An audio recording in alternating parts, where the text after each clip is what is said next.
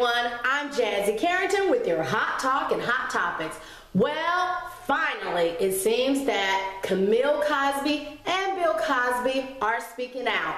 But it seems Camille Cosby is definitely still standing by her man. She is saying that Bill is kind and gentle and a funny man, the man that you all fell in love with.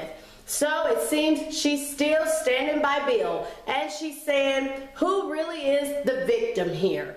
And also Bill Cosby is saying that he expects the black media to remain neutral in, I guess, the stories that are surfacing here about him.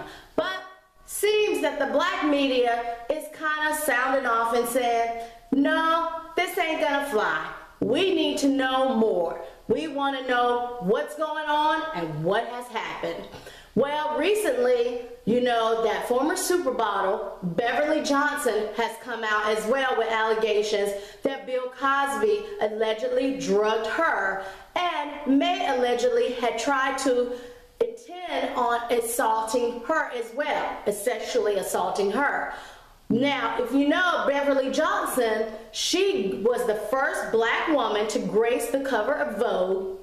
Beverly Johnson also, she is a very successful woman, very stunning, and she seemingly, through sources and other stories, has nothing to gain for coming out with this story, along with all these other women.